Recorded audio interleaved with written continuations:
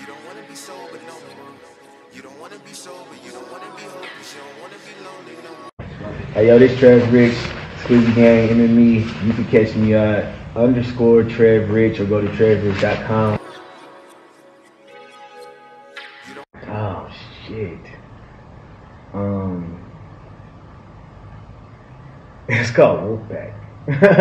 Actually, it was like I seen my uncle do a talent show, and I really after that I really switched it into a different gear because it was so crazy, and I didn't even know he did music. So to see him do a talent show, it was just like, man, I'm really gonna focus up on this. And then I went to the studio and recorded a song called Wolfpack. It was terrible. It really was terrible, but it was like, I was proud of it. It was my first song that I recorded. I'd never done nothing like that before, and it was just like, I still remember it, but I'm not gonna rap it. Don't even ask me to. My first performance, it was like 15 people there. Everybody was like, who was there? They was my friends and family. There's no extra people there. And then my dad, he would always be like, man, you need to practice, or you're gonna forget your words. So I kind of freestyled, My show didn't really put a good show together, and it was like my family there, but at the same time, you could see they were disappointed because I forgot all my words. So it was just like I'm on stage with a microphone in my hand and a beat playing in the background. And then one of my boys who rapped too jumped on the stage and just started killing it. And after that, I was just like, never again. That would never happen again. It was crazy. Probably another memorable moment is, going on the tour with Joe. And it's like, in case y'all don't know what I'm doing, I was just on tour with Joe Budden. And just seeing how, they live the life. People who've already established themselves live the life is ridiculous. We backstage with people who, I've seen on TV, I've seen in movies, and it was just it was surreal. I really had to soak it in and say, either I'm gonna do this or I'm not. So either go hard or go home. But that was probably one of the biggest moments. I can honestly say I don't have a favorite song. The song I hate the most is Loaded, by far. Yeah, I hate that song, with a passion. And it's dope that everybody still rocks with it, when the DJ played it in the club or something like that. But if you really listen to the music that I'm getting into now, you could tell that Loaded wasn't really the same avenue. You know what I'm saying? It was a point in time where I was trying to make a hit. I was trying to get on, but now I'm just doing me. So that's probably my worst favorite. If you've heard any of my songs, that at a certain point in time, that was my favorite song. You know what I'm saying? I don't just put songs out that don't do anything for me, and that's probably selfish as an artist, but it's working as of now. So, you know what I'm saying? Everything that I put out has been my favorite song at one point in time. And this whole fucking year, I've been suffering from depression. I really dig Elle Varner. You know what I'm saying? I do. She's dope to me. But, you know what I'm saying? I wouldn't put that at, the top of my list. But if I could work with anybody who was up and coming like myself, I'd probably work with her. You could go back to the legends, the Hoes, the Kanyes, you know what I'm saying? The Andre 3000s, T.I. There's so many, you know what I'm saying, who I would really choose to work with because I feel like we could come up with some dope shit together. But, you know what I'm saying, as far as newcomers, I probably wouldn't work with Elle. You know what I'm saying? Her singing style and my rapping style, I feel like we could connect and make some dope shit. A lot of first impressions and a lot of second guessing, got to think for... Oh man, it makes you grow up fast. From the Loaded, you know what I'm saying? Stuff like that. I honestly think if I really didn't have a priority, you know what I'm saying? If I didn't have priorities in this world to take care of, I'd probably still be making music like that. But just the simple fact that, having somebody who shares the same blood as you, who looks up to you, you know what I'm saying, who calls you dad, that's big, you know what I'm saying? And you gotta do what you gotta do to take care of them. So pretty women, even though they always stress, voicemail and text, I just hope that Squizzy was something that I created along the way, you know what I'm saying, just to give people something to rep, you know what I'm saying? Because it's G5, we really wasn't no gang, but there was a lot of rules. You know what I'm saying? To where just anybody couldn't do it. Anybody couldn't say G5. Anybody couldn't put G5 on their tag. You know what I'm saying? And it's Squizzy gives a lot of people something to, you know what I'm saying, grasp on. You know what I'm saying? If they want to hold on to what we got going. message. I've been chilling at the crib, trying to come up with a plan. Migraine. Bone Thugs and Harmony, East 1999. At the migraine, chill again. Let them hit the club. Fuck it, I'm. Oh, this was like, it's not even like something that happened to me, but since I was a part of it, I was like embarrassed as well. One of my boys, we was rocking out in where was we at? Colorado Springs. We was on stage in Colorado Springs, and it was just like, you know, I'm kind of hyping him, and the DJ's going in, and he rapping, and it's just like, I start seeing like the crowd kind of starts to do the same thing and start to look at the same spot. So I'm like, what's going on? You know what I'm saying? And then like, we realized like halfway through the set, bro, zipper down, you know what I'm saying? Like, it's just like, everything is out there, you know what I'm saying? It's all out there for the crowd. You know, girls are taking pictures. I was just like, oh, you know what I'm saying? Like, I'm not going to put my boy on blast, but when he see this, I know I'm going to get a phone call. I know I'm going to get a phone call. That shit was embarrassing. I was just like, oh, man, I don't even want to rap no more.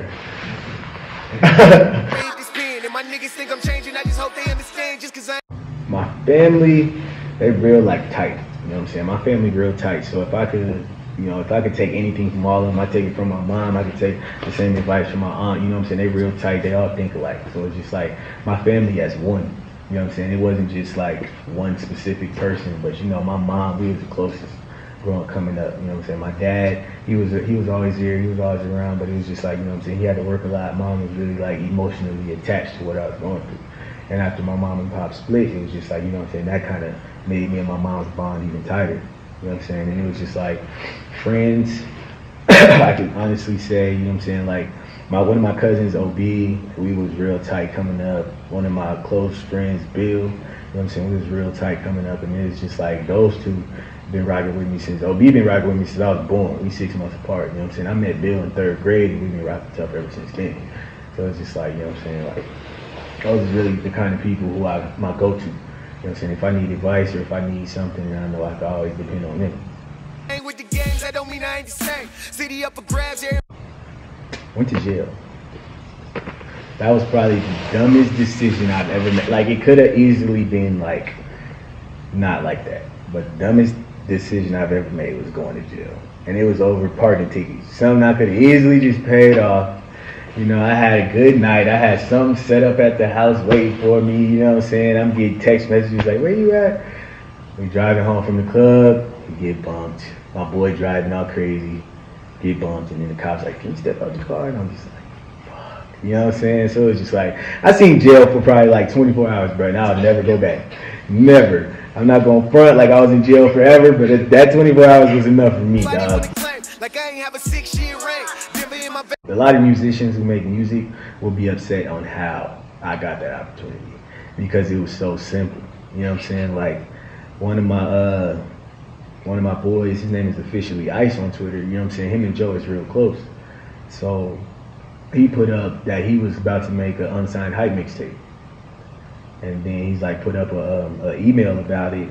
So I was just like, man, I'm gonna take my chance. You know what I'm saying? So I take my chance and send him like 3 songs. And then he followed me, and then I woke up the next day and Joe was following me. So I'm like, what the fuck is going on? You know what I'm saying? I didn't know what was going on. I got a DM from Ice, and he's like, yo, fam, where you from? Because people really digging your music. So I'm like, Denver. And he's like, you got a number? So I give him my number. And then it's like, it's so crazy because Imani, my boy Imani, he's a singer out there too. Singer real close to Joe. So it's like, the whole team, you know what I'm saying, who really do music as far as, you know what I'm saying, I know is me, Joe, Sue, Surf, and Imani. So like I had hit Imani up a week prior to all of this going down. And I already had like got Imani, you know what I'm saying, like squared off with the song. We was about to make a song. I sent him the beat and everything. All I had to do was make the payment for the song. So it's just like crazy how life works, you know what I'm saying? Because we was already working on something, putting out a song, and then I get the call, and then Imani is like, yo, Joe is feeling your music. And I'm like, how he hear it? You know what I'm saying? I guess they was playing the music and Joe just walked in the house. And he was like, who is this? And then they told him who I was, and he's like, yo, get him out here. So I was like, oh man, you know what I'm saying? Like, and then I was talking to Imani, and then he's like, hold on, here. So he passed the phone. Raspy boys get on the phone like, yo, son. And I'm like, what the fuck is this Joe Budden? You know what I'm saying? I was like, I was in shock. You know what I'm saying? I was like in the car in shock. And then he's like, it was so funny because the first thing he asked me was how old I was. You know what I'm saying? I told him I was 23. He was like, you ain't 23. Show me your ID. You know what I'm saying? Like, and it was just like, we was cool. You know what I'm saying? It was just cool from the jump. I got out to I flew out to New York, LaGuardia, and then Joe came and picked me up himself. You know what I'm saying? Him and his girlfriend, Kaylin, they both came and picked me up. And it was just like, nigga, you're in the car with Joe Budden. You know what I'm saying? He's playing new shit that nobody's ever heard. I was just like, what the fuck? You know what I'm saying? Like, it was all surreal. But as soon as we got that lab, you know what I'm saying, it clicked. My first day was kind of tough, you know what I'm saying? Because just like being in the lab, and it's just like you are with somebody who you really look up to musically. And it's like, it's not no more, I look up to you. This is like competition now, you know what I'm saying? He telling me like, I'm trying to kill you on this track, and I'm like, I'm trying to kill you. So it's like, everything changed. But Joe, he a solid dude. He 100, bro. Hey, shout out M&Me, shout out Squizzy, shout out G5, man. Shout out everybody who really doing something in the city. Of course, shout out Denver. I rep that to the fullest. Shout out my DJs, DJ Squizzy Taylor, DJ Q Philly, milehighmusic.com.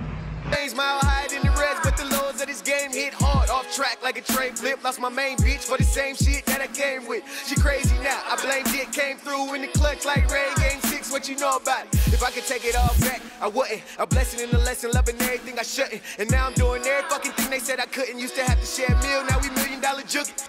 Opposition gon' hate, but fuck them all. Let them drop a tear, cause your hate helped a lot, my nigga. But the truth, what the matter is, that the pain got us here. And you don't wanna be sober no more. You don't wanna be sober no more. You don't wanna be sober, you don't wanna be hopeless. You don't wanna be lonely no more. So you pop that pill for the pain. That drink for the pain. That dank for the pain. Anything to make the pain go away, make the pain go away. I smoke, I drink. I'm supposed to stop, but I can't. I'm a dog, I love hoes, and I'm addicted to money, cars, and clothes. I smoke, I drink. I'm supposed to stop, but I can't. I'm a dog, I love hoes, and I'm addicted to any and everything that make the pain go away.